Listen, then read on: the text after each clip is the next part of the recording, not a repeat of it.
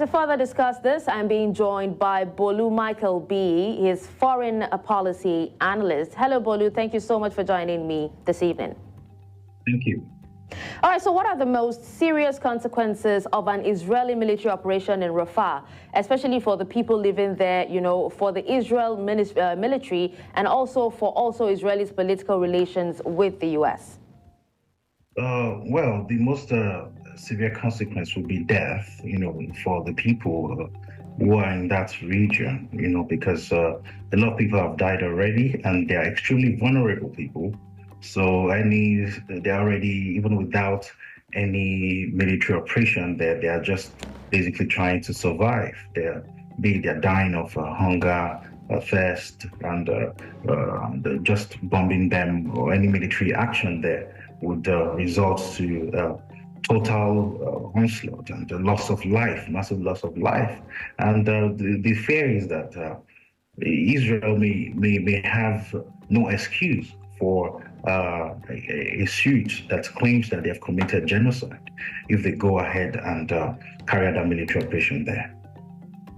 All right, so now, but then does the humanitarian crisis in Gaza make an Israeli military operation in Rafah more likely or less likely? And why would you think it either is more or less likely to happen?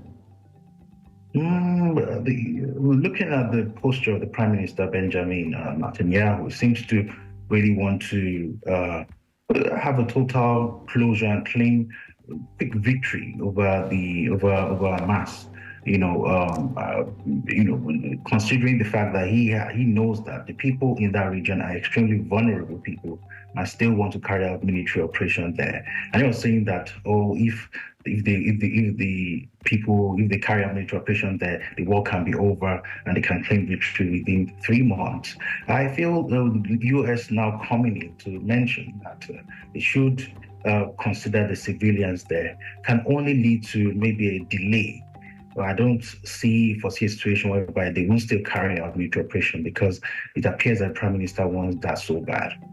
Okay. Now, Bolu, according to reports, about 1.5 million Palestinians are actually surviving and in dire need of humanitarian assistance there. Now, I need for you to tell me, do you think that Israel actually has the capacity to safely evacuate the civilians before launching an operation?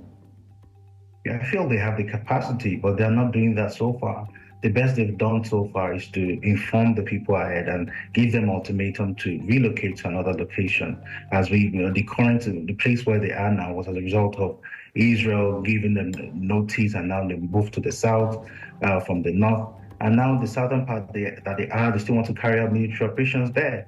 Israel receives about over £3 billion a year in humanitarian aid, in aid of any form, from the United States, and that's the highest for any country in the world. And it's just an irony that it's creating the largest humanitarian crisis on earth right now. How can the biggest humanitarian aid be creating the biggest humanitarian crisis? There's something is wrong somewhere.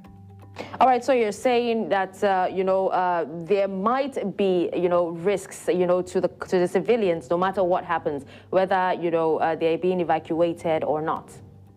Yeah, because they're already at risk. Even without any military operation, they're still very vulnerable. These people are just living hand to mouth, and and they're able to fight over food, fight over water. They're just basically trying to survive. They're already at risk. There are people that are heavily at risk. And, they have nowhere else to go, So if they carry out military operation there, mainly it's total death. They're just expecting death, basically. Okay. Now, there's actually a peace process going on at the moment, right? Bolu, what does the potential of an Israeli military operation in Rafah mean, especially for the current peace process, and including the role of the U.S. and the potential, for talks or mediation in the future? Talks are ongoing, and it appears that when issues like this come up again, you now wonder what's the essence of even sitting at the table in the first place? Because Israel is talking and still not listening. They're hearing, but they're not listening. They are two different things. So it's like going a step forward and 10 steps backward, or just being on a treadmill whereby you're jogging in one position, moving forward, but not really having any direction. So it's just another setback to the peace process. It just complicates the entire matter, and it has the potential of even pitching Israel against the U.S.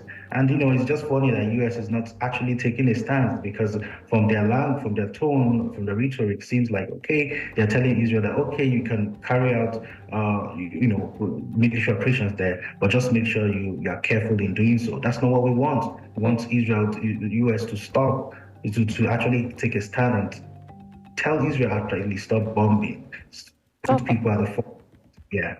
All right, so what role does, neighboring countries like Egypt, Jordan, and Lebanon have in this particular situation, since we're still, talking about mediation here?